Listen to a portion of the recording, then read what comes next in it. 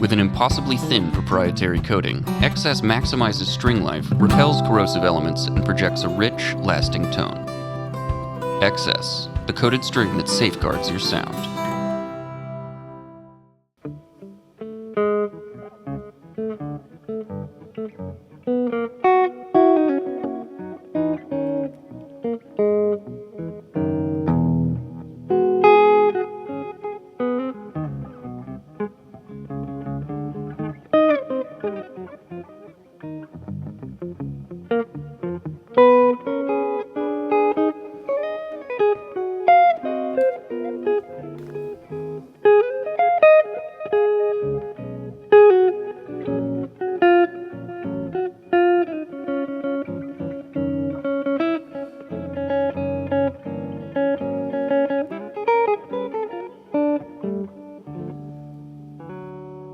Beautiful. Hey everyone, this is Chris Kies for Premier Guitar. Today I'm joined by Gilad in New York City. How you doing, Gilad? Doing well, doing well. Real good, man. Thank you for taking the time to talk to us. Recently, I know you put out the record Trio Grande. If anyone's familiar with John Raymond, you've been in Real Feels for a bunch of records and live performances.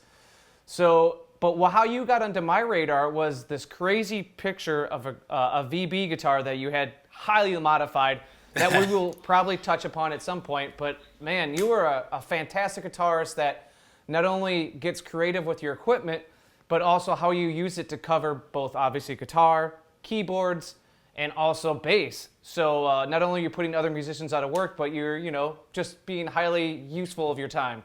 So let's just dive right into it, man. I appreciate you talking to us all the way from New York City again. And what were you playing on the end there? What was the guitar you're playing? This one is a Moffa guitar.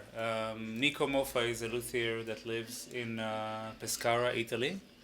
And yeah, I'm not like, I know this is the wrong place to say this, but I'm not super nerdy about like what woods and what like all the stuff, but I just noticed that he comes from a background of making violins, so he kind of built guitars in a way to be acoustically like violins, but also he's great. He does everything, like all the electronics, all the pickups and stuff. He does that on his own, so really great instrument, just plays super easy, but like has this still kind of a crunchy, not too clean vibes to it, Now, how did you get turned on to his work? I know that you said he's a violin maker, but how did you get turned on to his guitar stuff? Yeah, well, he hasn't been making, as far as I know, he hasn't been making violins for a long time, but he actually just, I played a gig in Italy, and this musician came with a guitar, and I was like, hey, have you ever played a Moffa guitar? And I haven't, but I do, actually, no, that's not true. I have a good friend, great guitar player, Tom Allendorf, who lives in the UK, who also plays one. So I think that's the first time I saw one. But anyway, I played that guitar and thought it was fantastic. So I told him it was fantastic. And then he contacted Nico Moffa, who makes those guitars, and was like, hey, Gilad, would like your guitar. So we got in touch, and I came down to his workshop in Pescara, Italy, because I happened to be touring in Italy, and we happened to be going to that specific coast and having a day off, and I was like, you know what, I have to stop by there. So he prepared two different guitars, very different styles, and basically asked me which one I liked better, and then I came back to Italy to do something else, and somebody drove down and got one of them for me. That's wonderful. So. Now, because like I said, you cover so much ground musically and instrumentation-wise, what kind of characteristics do you look for in a guitar and an instrument that can help you achieve all the things that you do? To me, the only reason to have many guitars is that because all of them tell different stories. They all have a different voice and inspire different ideas in me. So I don't really think about guitars as good or bad. Like they just tell different stories. They just have a different voice. It's like humans. Like most of them are really, really good. They're just different flavors. So for me specifically, I don't have like really.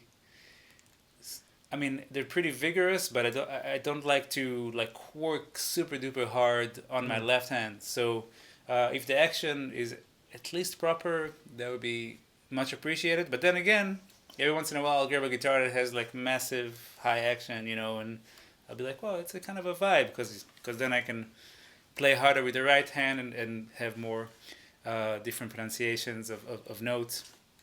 But for my day-to-day kind of like main guitar kind of thing, I definitely need something that's like kind of lower action, that resonates really well, like that can play chords that sound not just in tune but like harmonious.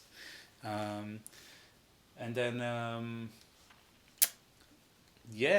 that's really kind of what I need, like just some it's good sound. I need like for the main X, I needed to be able to cut through, because guitar, and especially in jazz, like sometimes it has this like kind of muffled sound that doesn't cut through mixes or a show. So, but I like that brightness, I like that shimmer. So I look for that as well. Now, would you say the Moffa that's in your lap right now, is that like your main instrument? If you happen to have a gig tonight, so was that the guitar you take with you? Yeah, yeah, this is my main instrument. So I think like most guitar players, I usually have like one main X that I would use for a period. I had other main X's, like that Victor Baker up there. I think it's right behind me. That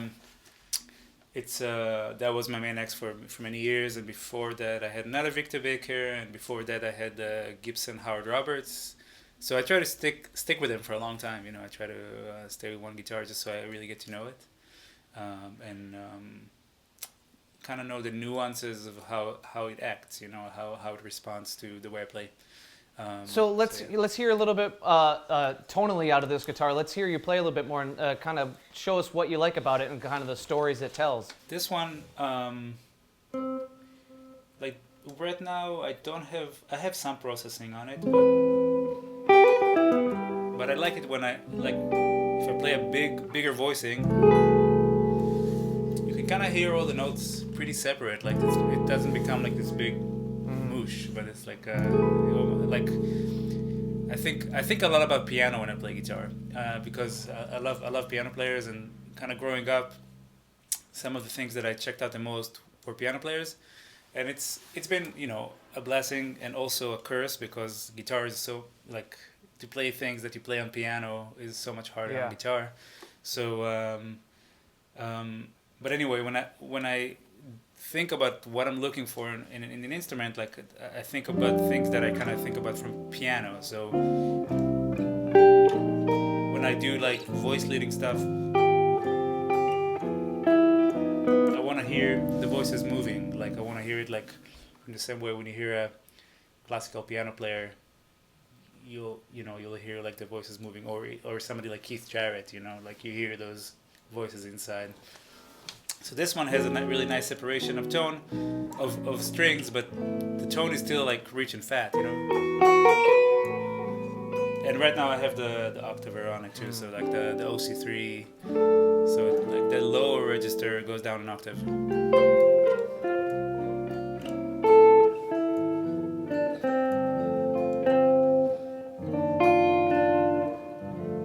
The way you play a lot of times, Gilad, is like the notes or the melodies or the harmonies kind of blend into each other, like you said, like a piano. Almost the way you use your left and right hand, sometimes it's almost independent of each other to get those interweavings. Yeah, exactly. Yeah, I like that effect of. I literally imagine. Sometimes I imagine specific piano players when I play. Like I'll imagine like what they do with their right hand, what they do with their left hand, and I really admire that about the great piano players, how they can tell a story with harmony, and tell a story and have the melody kind of be it's almost like sometimes orchestrally it's almost like you have a voice and an orchestra, like a string section or something, or you know what I mean, like, and I love to try to recreate that effect. So that makes sense. Can you show us a little bit of that?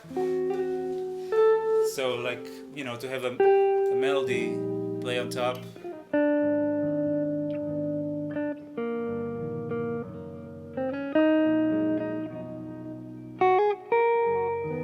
So like this, for example, you see how there's a big separation between where the melody is, and this is just an open position triad. But together it's a major 7 chord. So And then from here, maybe if I were to voice lead,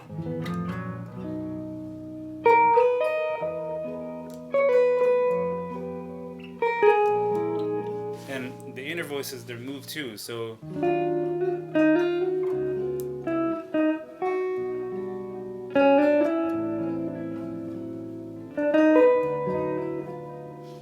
like find a little story in the middle of the chord too, a melodic / harmonic story in the middle of the chord.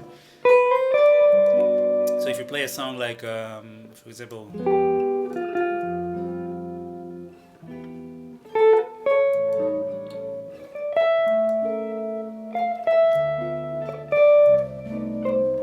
so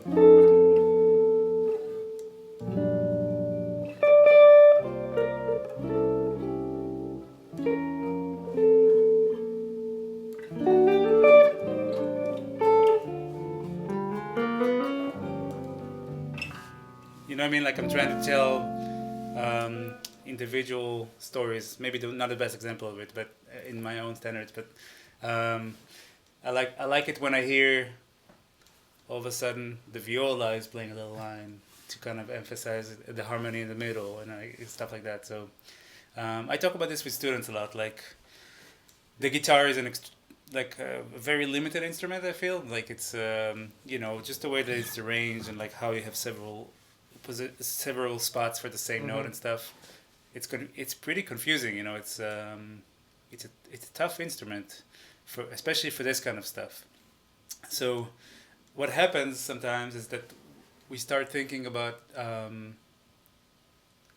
like what can I do on the guitar, as opposed to try to imagine a sound first, regardless of what you can or cannot do on the guitar. Imagine the sound and then try to reach for it, and then if you cannot reach for it, maybe that's a good cue that's something that you need to practice.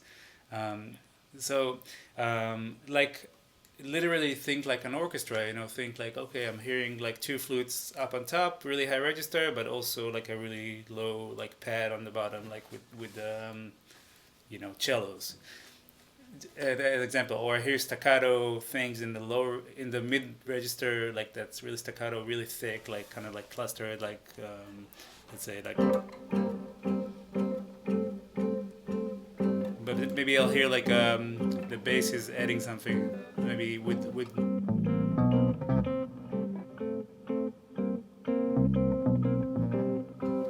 And that can be voice led into different harmonies and stuff. And then maybe I love the feeling of failing at that, because that means that I actually heard something first and then dealt with how do I do it on the instrument. You know what I mean? Like if I failed, I've done good in some way. You know what I mean? Because well, I was gonna say, like, to not denounce everyone else that plays guitar, but for myself, it sounds like you're playing chess and I'm playing checkers. Hey, check. It's I mean, there's many different ways to play the guitar, and like I listen to people who are like, I don't even want to say simple players, but like not the kind of guitar player that I'm trying to be, and I love it, and that has like a weight to it that also I feel like I can learn from, like I don't, like I can't get the sound and the feel that a great rock player can get from an X. You know what I mean? Like that's an art form by itself. It's just a different dimension of the same instrument. Well, now I know that at one point you used signature strum and comfort picks. So are you still using those, and what do you use for strings? I do. I with all my gear, as you're gonna see during this hour, I change things up all the time, because I just like that feeling of like something is fresh, something feels a little different.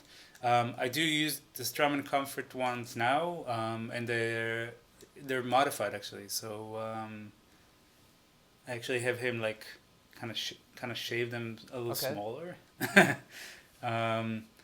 which is nice. So they're kind of closer to Jazz 3 size, but like the same tip, which is nice. And what about strings? And strings, I use Tomastics.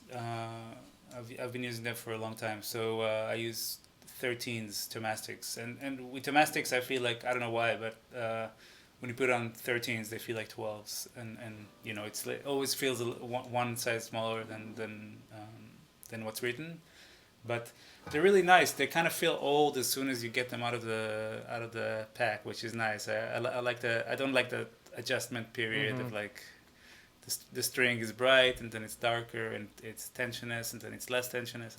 I don't like that. I like to get they're really good from the get-go. They're expensive. But Now, really will you use them for a long time, or do you change them out kind of periodically, or how does that go? depends on the season, like how much sweat I have on my fingers, but like between a month and 3 months is my usual All right. time. Well, Gilad, maybe should we move on to another instrument you want to talk about? And so this is the Howard Roberts, Gibson Howard Roberts. I think I might be wrong, but I think 74. I think they only made them for like a couple of years.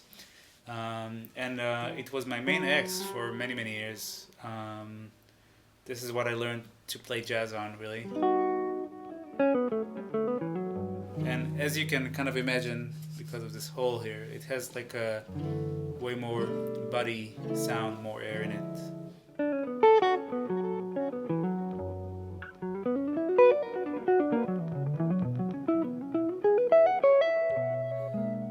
And as you could tell, like I haven't played in a while, but as soon as I pick her up, it's like home, you know. This is what I grew up playing, really. So, and I still have some friends who are like, "Man, that's your guitar. You should be playing that one."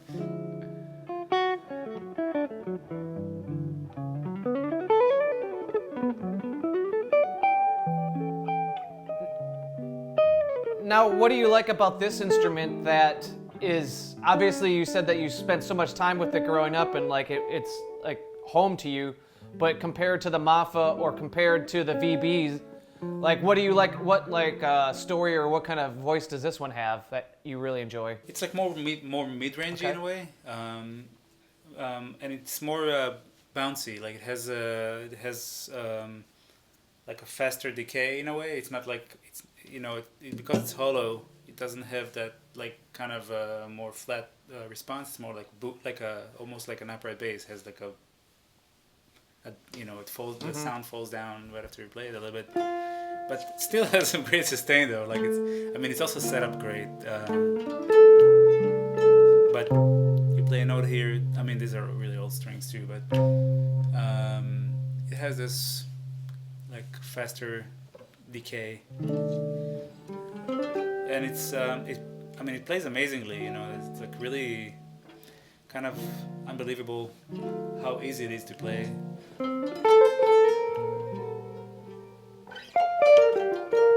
And it really sings. I mean, it's such a great instrument. And every once in a while you get that acoustic crunch, you get like a acoustic 10K kind of like. Now, I'm not familiar with the Howard Roberts. What pickup is in there? Is it like a PAF humbucker or something? Again, like no expert over here, but what I understand is that this is a floating pickup. That I know for sure. It's a floating pickup, so it's not a full-sized PAF, but I think it's basically like a minimized size PAF. I'm probably speaking some non-existing terminology, but it's just less. I think there's less wire inside, because it has to fit between the strings and the body, and the body is kind of, it's arched, so it's kind of elevated, and specifically where the pickup is, that's probably the highest point of the guitar. So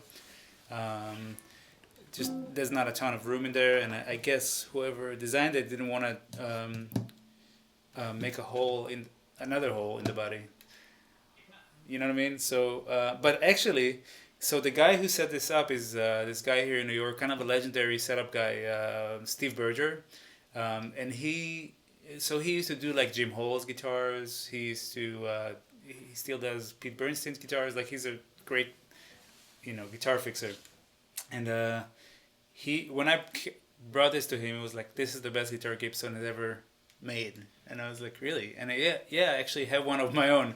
So he has this amazing Zeidler. He has an old Zeidler. I don't know if you know that builder, but like historic New York jazz guitar builder. Those guitars are worth sometimes now like $200,000. But he mostly back then he used to mostly play his just his Howard Roberts. And what he did, he had this whole theory about how the pickup is positioned too far to the right. So he actually cut the neck shorter and cut a hole also so he can put a full humbucker. He put like an old Guild in there, and just like, you know, butcher that guitar, but that guitar it sounded amazing. Like even better than this one. It really, really sounded great. But yeah, I love this guitar. It's, like I said, it's just something about it is so comforting. It's like eating your mom's food or something. Not your mom. My mom. Yeah, I hate to do this on YouTube, but my mom cannot cook. She cannot cook at all. Oh no! You're gonna be shunned from the family, man. What are you doing here? I guess it's the privilege of being an only child, so I guess I can get away with those remarks. She can't disown me. Well, Gilad, should we talk about either? I see a Telecaster on the wall, or I know the VB you kind of mentioned. Which one should we talk about next? All right. So this one is one of the Victor Bakers that I have. I have three, and I like to not keep guitars in the cases. So whenever I have a guitar that I'm not gonna touch for a while, I'll just give it to somebody that I love or that I think needs a guitar. So I have one of them in Amsterdam with a friend of mine, and one with a great guitar player, Eran Hareven, and one of them is with Dave Allen in New Jersey. But this one is my favorite one that I have of his.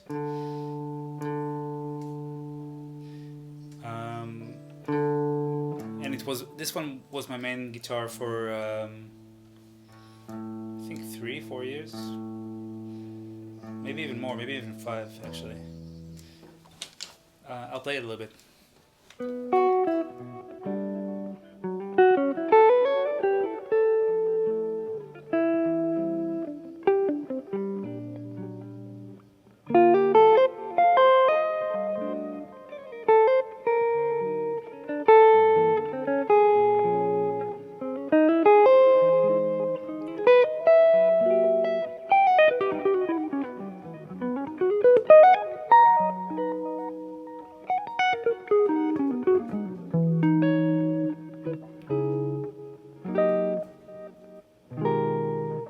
So, yeah, great guitar. What can I say about it? It plays like butter. I was gonna say, you need to tell us about kind of the modifications that you did to it. Oh yeah, that's right. The Frankenstein, as they call it. Yeah. So, all this is, and sorry to break everybody's hearts. People think that this is relating to like the bass stuff, but all this is Victor and I wanted to try to put a piezo in, not a piezo, but like a piezo type pickup. I think it's I always forget the name. RMS, RMC, RM something. Anyway, like a really high quality, piezo style pickup. But we didn't want to make any new holes in the guitar. We were like, let's test it out, see if it works. So all we did here is basically install it from the outside. So Victor made this little like clamp mechanism, and we clamped it to the hole to the one of the, it's not an F hole, but the front holes, and we made a separate output for it. So there's like, so now if I wanted to like play with a more piezo sound, I don't know if it's gonna sound good, but let's see. So far no sound. Oh, maybe it's out of batteries. It's been, I haven't changed that battery in such a long time. Oh, okay. It's not gonna work. Well, no worries. But it's just a piezo from the outside. That's all it is. There's nothing that crazy about this. People are like, I always see people geeking out online about, what is this? What do you do to this poor guitar? I'm like, yo, we're just trying some shit out. But it's almost like in between the Moffa and the Victor Baker. It has this like slightly more acoustic mid-range. but still can really do distortion, can really do like a lot of things that the Howard Roberts doesn't like doing. I mean, it can, but it doesn't like it as much. Yeah.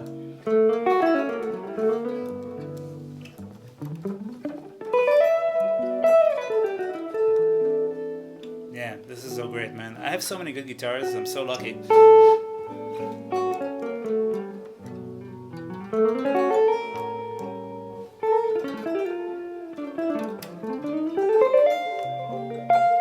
Slightly like fatter neck, which is kind of taking me a second to get used to.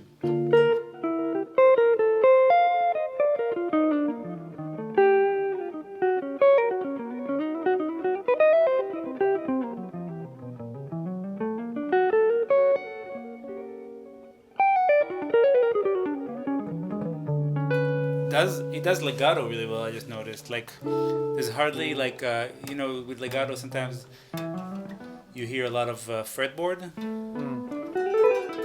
but this one doesn't do that as much, which is really nice.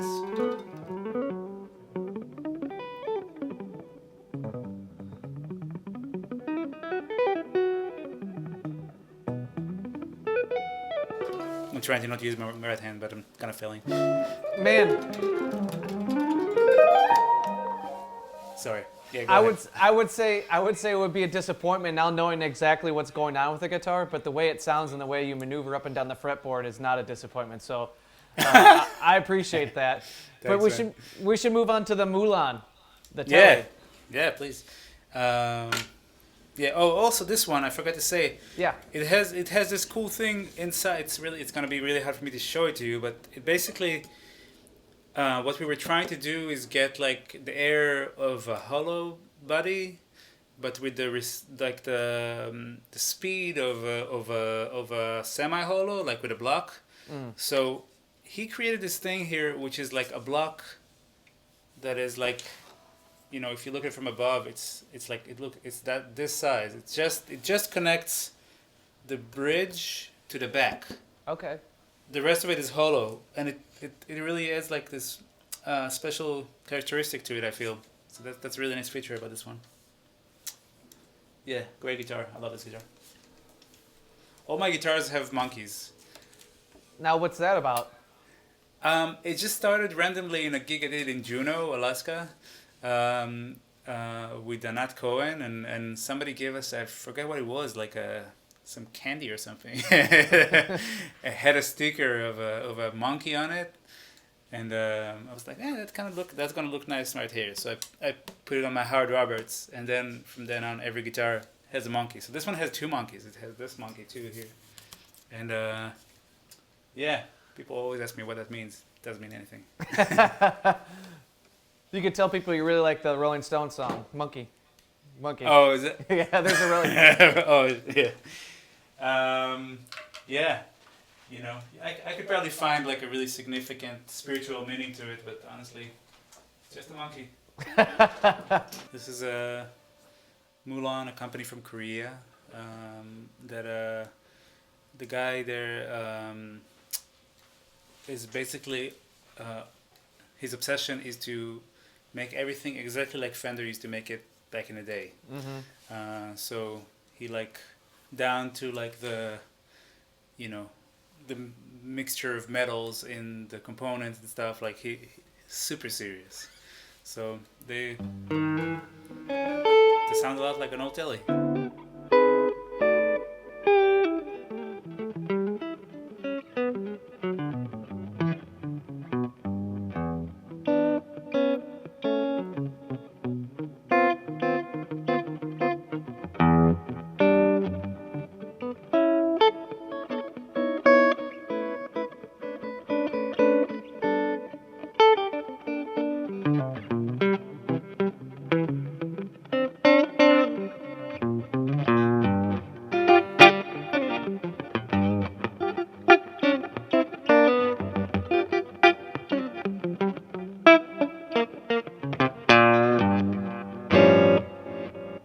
What do you, now, because you spend so much time on semi-hollows and hollow body guitars, What Right. do you like when you go to the solid body like this Telecaster? Well, the main thing is this one is a single coil, which is a whole other sound. So like that bell sound that single coils provide, and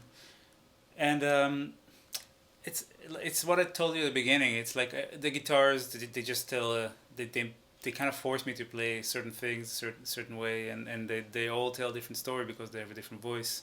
So this one just, to me, you hear that tone of a telly, and you immediately, your imagination goes to a certain place, as opposed to like if you play the Howard Roberts, my imagination go to another one.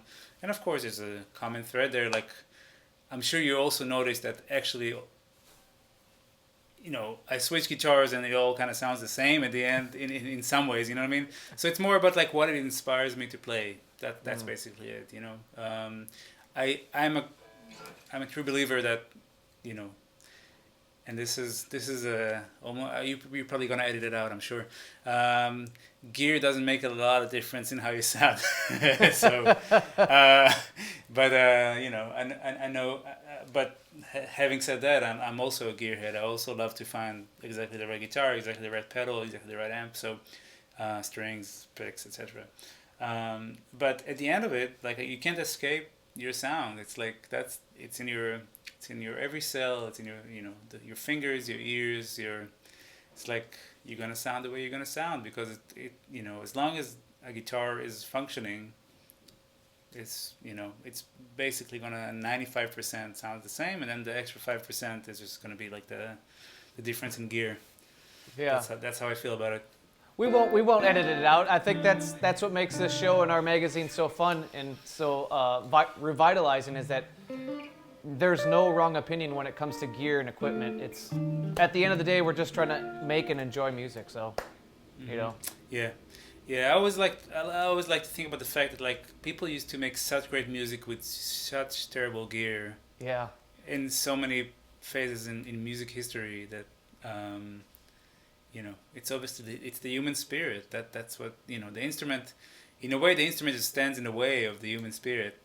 It's like it's limiting, it's a bottleneck of the transfer of energy.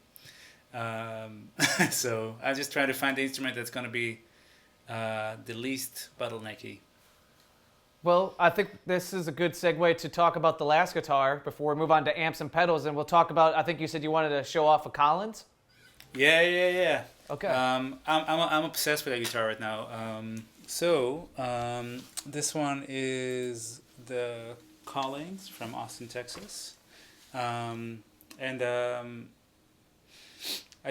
during the pandemic, I started doing this like home recording studio kind of thing. Mm-hmm. Like a project that I made at home, most of it at home, and I really didn't have like a really proper acoustic guitar. So and this one was sent to me, and I really fell in love with it. It's an amazing instrument. I'll play it a little bit.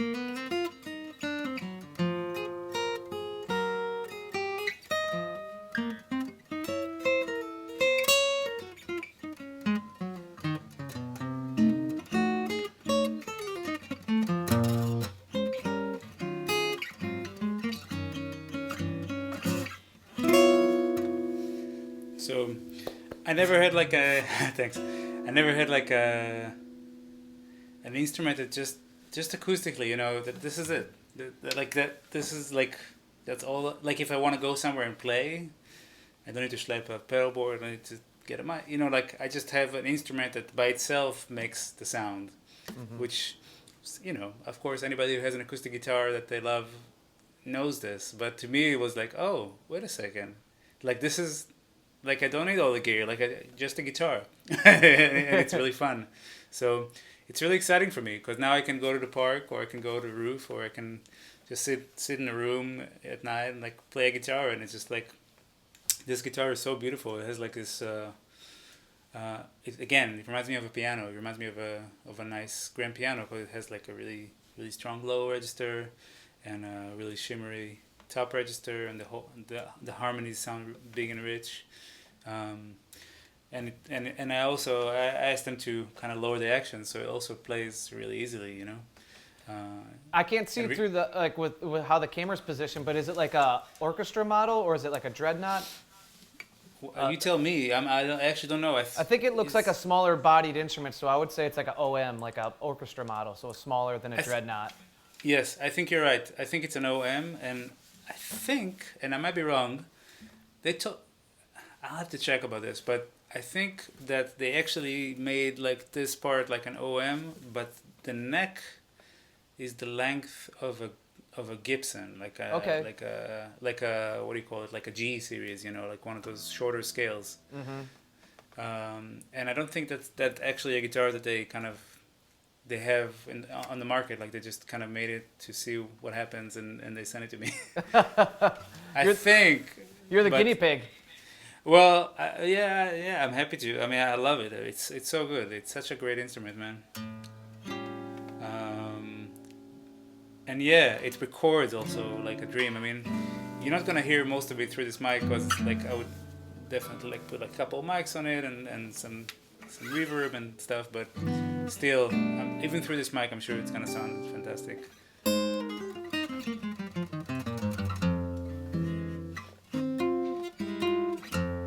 Like when you play a low note like that and just the guitar just vibrates like that, that's something that I'm missing in even in hollow bodies, but especially in a semi-hollow, like to have like this.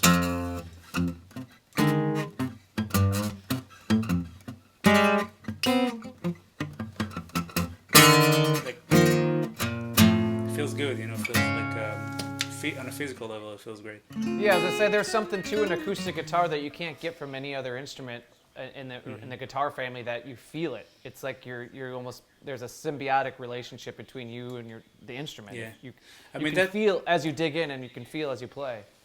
Totally. I think like the great electric instruments have that too, but it's even more pronounced, of course, when you have like a big body like that. So. Well, I would love for you to get the Moffa back on, and then we can talk about your amps quick, and then definitely dive into your pedal board. So, well, first off, Gilad, talk to us about your amps, what we're hearing today for your amps, because I know that I've seen you on your rooftop with the Tone King, but I've also seen you on a bicycle. Oh, Tone King. Oh, yeah. Snap. That was a long time ago. That's right. Yeah, but I saw you performing on your rooftop with the Tone King, and then I've seen you on a bicycle with a Fender. So, but most times I've seen you, it's been with Fender. So what have we been hearing today? And then, yes, let's progress into the pedal board. So amps... I think that amps actually make almost like a bigger part of how we sound than like the instrument, the guitar, you know, like that's really where the sound comes out of. So I'm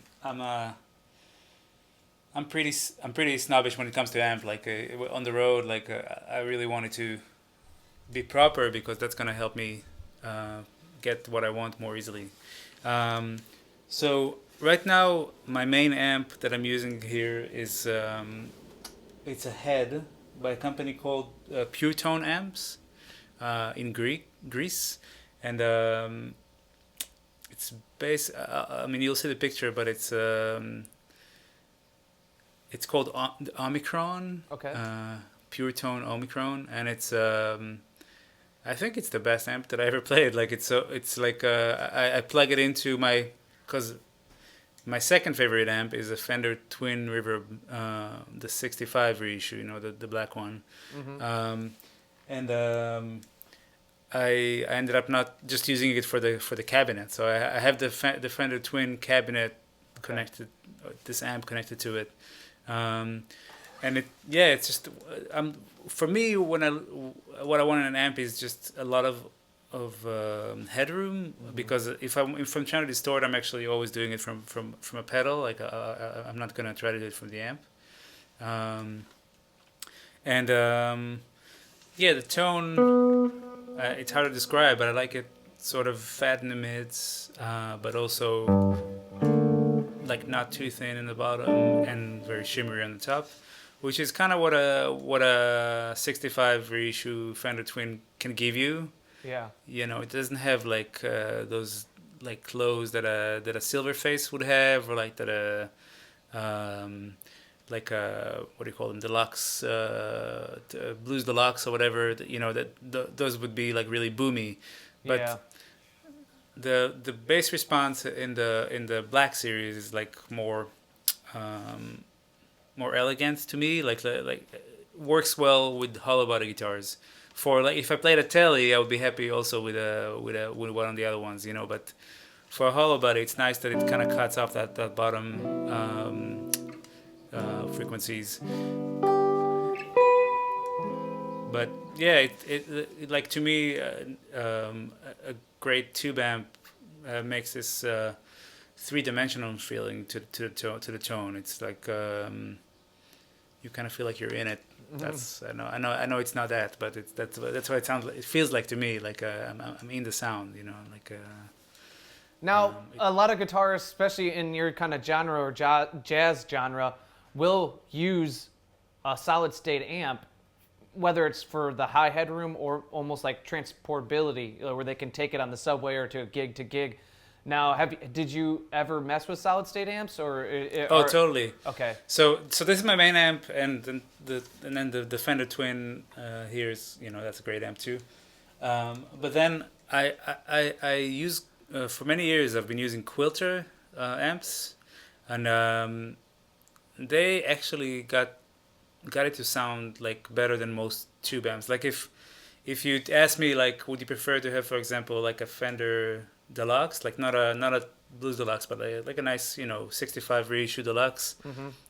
I'll probably plug my Quilter into it, just if I had it around, just because I love their headroom, and the sound is really, it's kind of remarkable, like, you know, because there's emulations have been around for a long time, you know, like they've been trying to emulate like tubes for people have been trying to emulate tubes for decades now, and to me, it always sounded fake and like not satisfying. But with a Quilter, like I really feel like I can get the tone that I'm looking for. If I'm on the road, in fact, many times I'll bring it with me just for backup. Like if the 65 reissue Twin is not there, and all of a sudden they give me like a silver face reissue. And those are great amps, but for me they don't work for my tone. So I'll literally unplug the amp and I'll plug my Quilter in, and it sounds amazing. In fact, you mentioned Trio Grande. That I recorded at the studio. They only had a silver face, and I brought that amp with me, and I recorded that whole record with the Quilter, and I think the guitar sound came out really nice. So it sounded great on the record, and then you had so many other things to color your guitar tone with it. So I think that is our perfect transition to talk about your pedalboard, Gilad. And I think the first place we need to talk about, or we can start with two, is the OC3, because you use it so well and so diverse in the poly mode. And then also, I know that you have a freeze, either the freeze pedal or a pedal with the freeze function for you're able to like control sustain and stuff. So let's start with either one of those pedals and walk us through your setup. Yeah. So the OC3, like you said, I use it mostly in poly mode, and I kind of just I started using it because I was playing in a lot of bands with no bass, so I was kind of trying to have the ability to play the bass, but then have the high register still sound like a guitar and not all be dropped down an octave. So yeah, I mean, I think most people would be familiar with it already, but like it has this ability that I don't know any other pedals that do that. It has the ability to like only start dropping the octave from a certain note, so that's really useful. So if I'm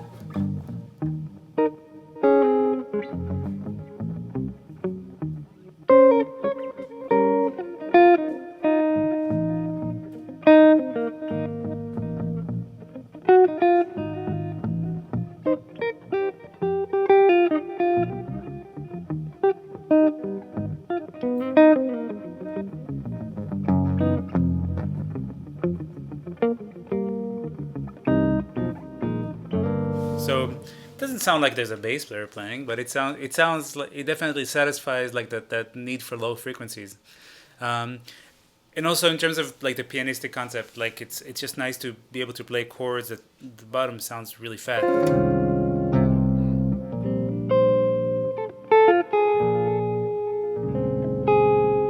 Like just like a full register kind of a. Now, is that why you don't like the other Fender amps? Is because the other amps have so much bottom end that when you use the OC3 with those other, like you said, the silver face reissues, that it almost is too boomy? Not really, because when I play in bands that are OC3 heavy, I'll have the output go to a separate bass amp. So like but actually no, that's actually also true, because like when you're trying to create that separation between the bass sound and the guitar sound, you don't want the guitar sound to have a bunch of woofy low end, so. In that sense, it does make sense. But it's mostly because whether I use the OC3 or not, I like the guitar sound to be kind of contained. Like I don't want it to be spectrally too crazy in the low end. Mm-hmm. Now, how do you use the other pedal I mentioned? I don't know if you have the freeze currently. Mm-hmm, I do. I still do. Okay. So I still vouch for the freeze. Like there's a lot of companies that are making like stuff right now that has that function, but to me the freeze still sounds the best out of them, so I still use it. But I did have mine modified again, so twice now. So there was the original, maybe you've seen it, like a reverb video of like where I talk about my setup a little bit, and that was a while ago. So my pedal board is basically like a whole different thing now, but or a lot of things are different, but the freeze is still there. But I have a modification. This guy, Mimo Electronics in upstate, I think in Buffalo or something, he makes this mod where like he drills another output, not an output, but like another hole in it that you can plug a trigger pedal, like a piano sustain pedal. Mm-hmm. So instead of having to click the actual pedal, I have a plastic thing on the floor. I'll take a picture of it later. I have a plastic thing on the floor, like a digital piano pedal, and that is great in two ways at least. One of them is that it doesn't make any noise at all. Like you step on it and there's no click. Like even with the silent switch, there was some kind of like, you can hear that, right? Yeah. A little bit, even though it doesn't click all the way. Like it doesn't click like this guy, but still. And then. So there was that, and then also it's so flat on the floor that if I stand up, I can have my foot on it without like being all like out of balance. So that, and it has like a nice sweet spot. Like I'll kind of almost, I could imagine like I'm playing a piano. Like I'll play like a.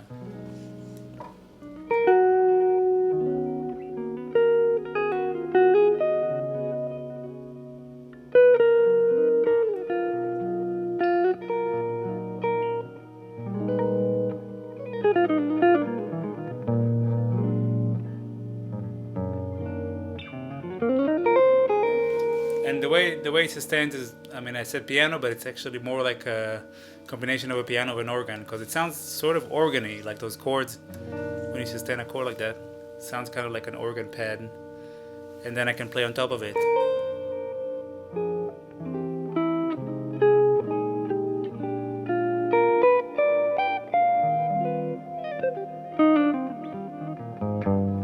And you can, of course, play with what you're sustaining, so. Like you can sustain something on the top.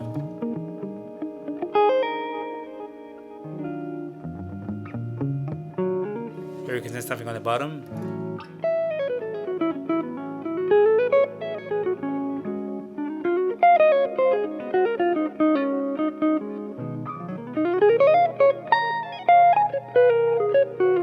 And I have the volume pretty low. Like I usually have it around 9 or even lower than 9 o'clock, Okay. Now, it makes me think because, Electro Harmonics is a New York company. You already have the freeze pedal. And my wheels are turning because you do play the instrument sometimes like a piano we touched on earlier. Have you ever messed around with any of their other pedals? They had like the Mel 9, the C9, those like almost orchestral pedals. Mellotron.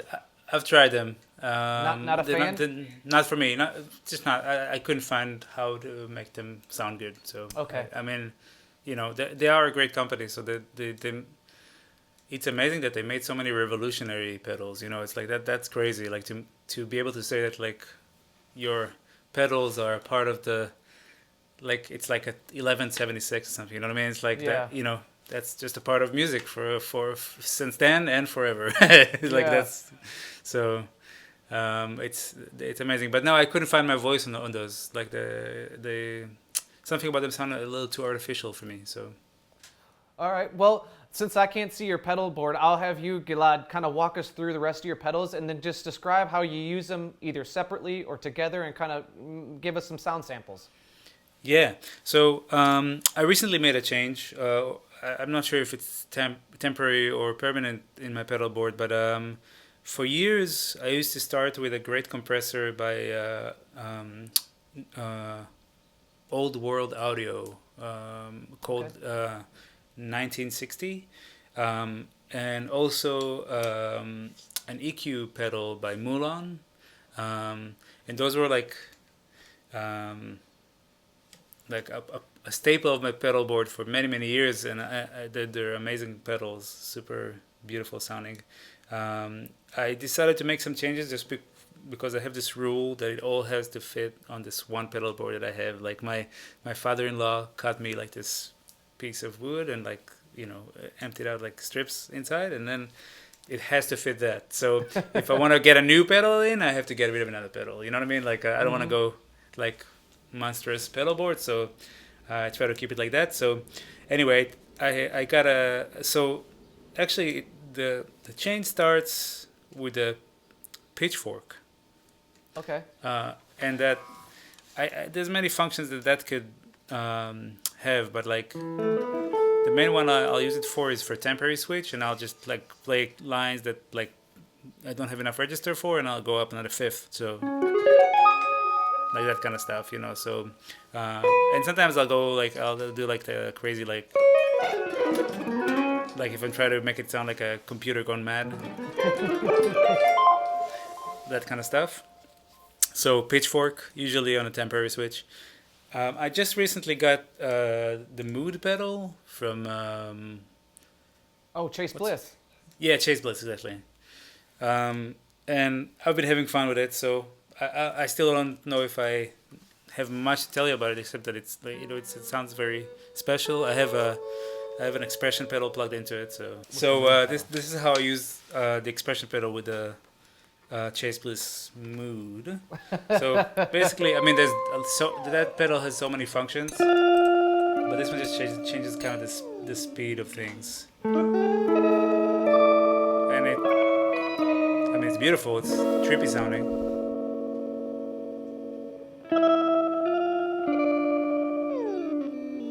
But yeah, that slow down that you hear, that's the expression pedal.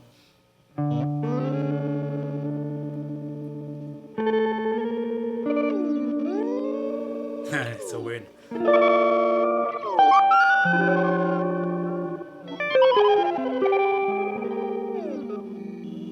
Now, I'm curious, referencing the Trio Grande record, is Ellie, or if I'm pronouncing it wrong, you can correct me, is there's like a tropical steel drum tone to your guitar. I'm so curious how you did that.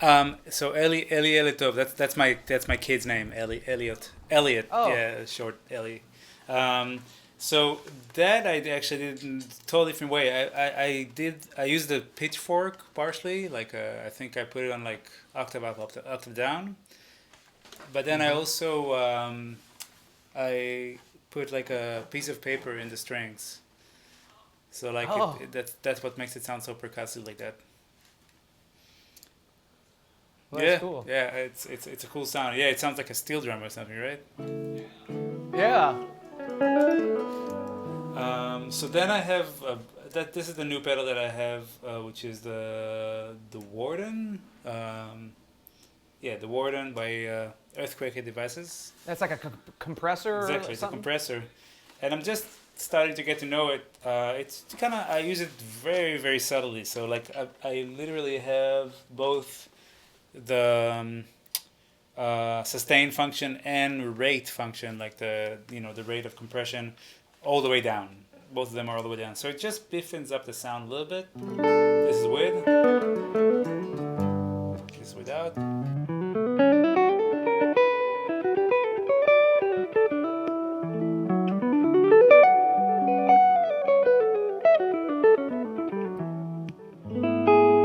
Without. Harmony becomes a little fatter. It's a nice pedal. Has a tone adjustment knob, which is something that most compressors don't have on them, and I think it's a really smart thing. The one thing I wish it had on it is a mix. You like being able to mix the dry and the wet signals. Then I have a cheap pedal called Valetone Choral Mod. It's the purple pedal, and it's basically like has a variation of different mods, like flanger. Okay. I'm not gonna play all of them for you, but like ring modulator, different like choruses and stuff, and basically all the things that I would probably never, like hardly ever use. But if I ever want to use them, I have it's a small pedal that I have it there in case I want to use it, and I don't want to have like a bunch of like massive, really high quality pedals for each one of those sounds, because I can't. So you can't. You have a rule. I have a rule. Yeah, that rule is it's just in order to be able to not kill myself on the road. Some people are carrying like cases with like pedals and stuff. I can't, it's like, that's too much. The road is too much already. Like I'm not trying to also break my back with a pedalboard. Now, how do you use the choral mod? Like what is like maybe the one or two like favorite or settings? So one of the favorites for sure is this ring mod.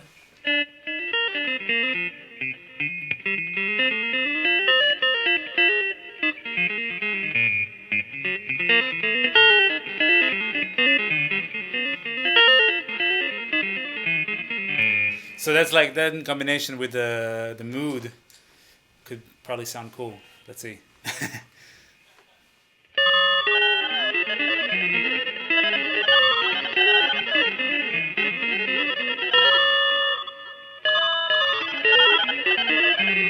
So that's one. Then there's like Ottawa,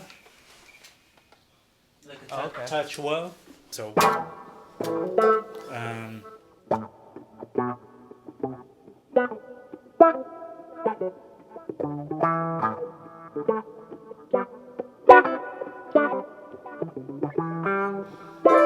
That in combination with distortion could sound really good. So like.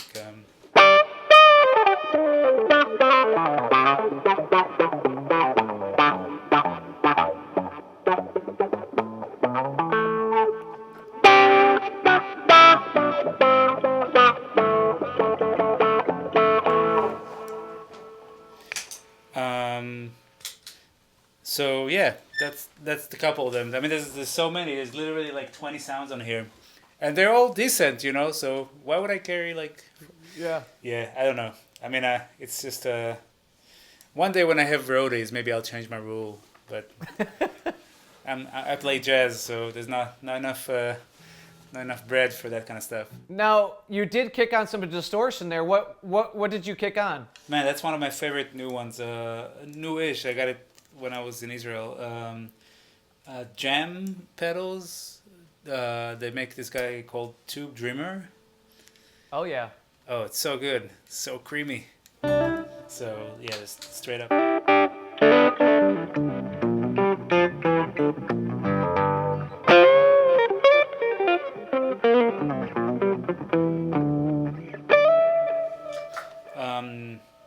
This is with the tone all the way down, all the way up. Sorry.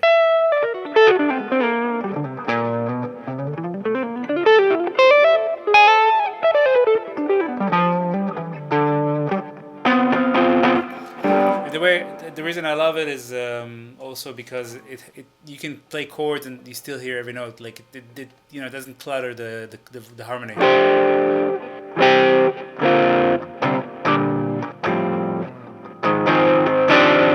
Like many times when they'll have overdrives, you play a chord and you just can't understand anything. So yeah, it's a really nice one. And then it goes to another one that I really love that I started playing maybe a year ago or something. It's by Moore, this Chinese company, Moore. Mm-hmm. They make tiny little pedals. And they have this new series, and one of them is called Ambience, and it's all sorts of like, it's basically like a way smaller version of like one of those Blue Sky or Strymon. Obviously, like, Strymon is like crazy high quality stuff, but this one kind of fulfills my Big Sky needs, and in a very small packaging.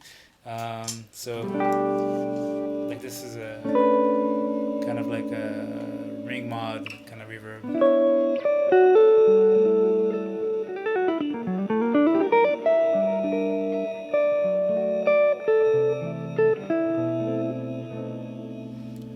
But it has like 7 different sounds. So this is another one.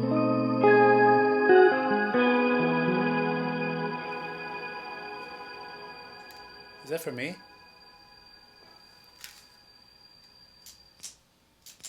It is.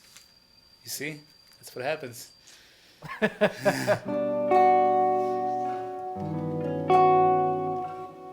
So like atmospheric reverbs. There's a few there.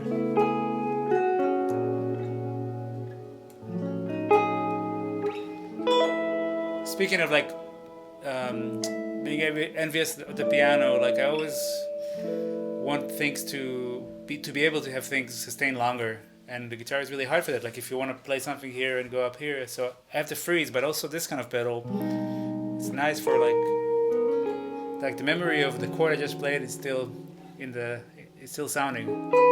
Yeah. So I don't have to work as hard to like keep things in the same geographical area.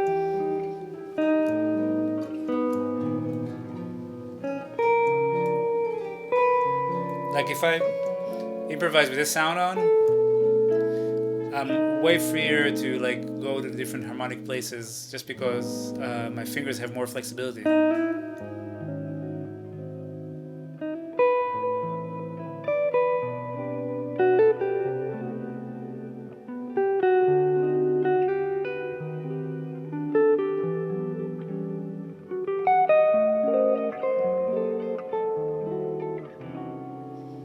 It's dreamy. It's very dreamy, yeah, and it has a lot of different types of dreams. Some are nightmares, some are never mind. So yeah, then it goes to the looper, and the looper that I have is also I guess China is kind of representing on my pedalboard at the moment. There's a lot of Chinese pedals.